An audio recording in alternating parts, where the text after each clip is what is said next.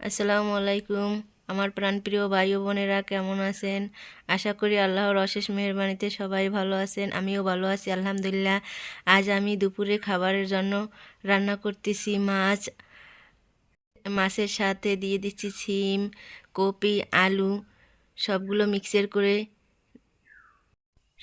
মিক্সের করে রান্না করব। মাছটাকে আমি প্রথমে ভেজে নিচ্ছি তেল দিয়ে, সুন্দর করে কড়া ভাজি দিয়ে নিচ্ছি যাতে মাছটা ভেঙে না যায়।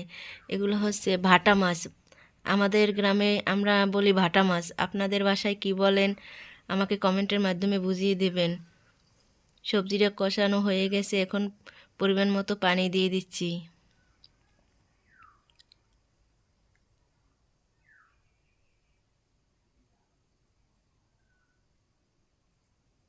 ঝোলটা যখন বলক উঠবে, বলক ওঠার পরে আমি মাছটা দিয়ে দিব যাতে করে মাছটা শক্ত থাকে।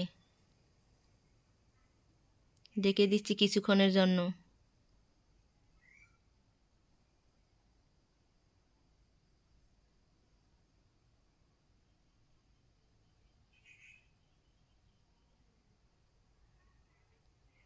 দেখতেই পাচ্ছেন বলক উঠে গেছে। ঢাকনাটা উঠালাম, দেখেন বলক উঠে গেছে। এখন আমি মাছ দিয়ে দেব। সুন্দর করে দিয়ে দেব যাতে ভেঙে না যায়।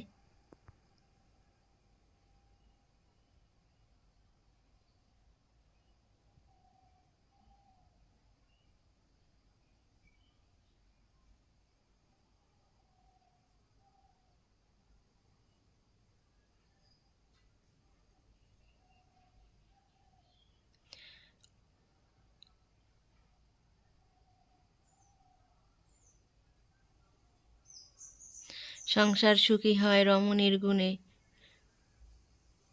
আজকের দুপুরে রান্না করছি একটাই তরকারি। এই একটা তরকারি দিয়েই আমাদের 3 বেলা চলে যাবে। ঢাকনা দিয়ে দিচ্ছি।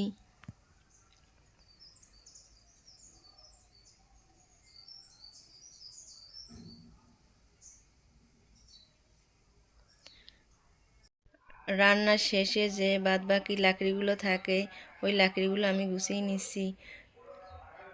পরে আমি আড়িমিছে পেতে নিছি যাতে করে সুন্দর করে লাকড়িটা গরম হয়ে যায়। গরম হয়ে যাওয়ার পরে পরের দিন রান্না করতে আরও সুবিধা হয়। যাতে লাকড়ি আড়িমিচের উপরে রেখে দিছি।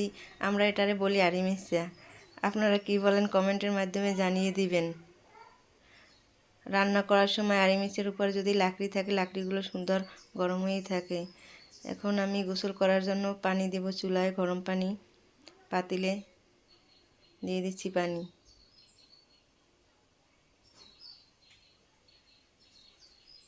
শীতের দিনে বাচ্চারা ঠান্ডা পানি দিয়ে গোসল করতে চাচ্ছে না, তাই আমি প্রতিদিন 1 পাতিল করে পানি গরম করি। ভাত রান্না আমার হয়ে গেছে, এখন গামলায় ঢেলে নেব। প্রতিদিন আমি গামলায় ভাত ঢেলে রাখি, কারণ পাতিলগুলি ধুয়ে রাখি, ভাত তরকারি সবই ঢেলে রাখি যাতে করে পরের দিন সকালে কাজ একটু কম থাকে।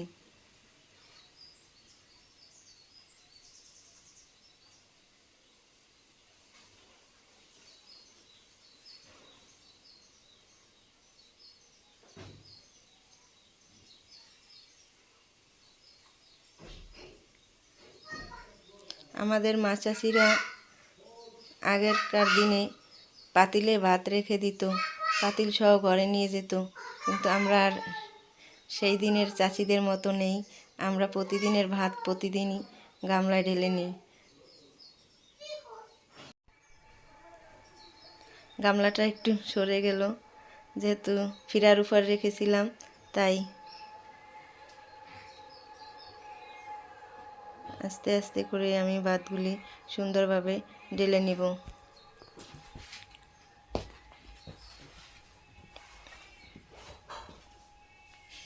ভাত ঢালা শেষ, তরকারি হয়ে গেছে। এখন তরকারি ও আমি ঢেলে নেব অন্য একটা কড়াইতে। কড়াইটাকে একটু প্রথমে গরম দিয়ে নিতে হবে, গরম দিয়ে নিলে ভালো হয়। গরম হয়ে গেছে, এখন আমি তরকারি সুন্দরভাবে ঢেলে নেব।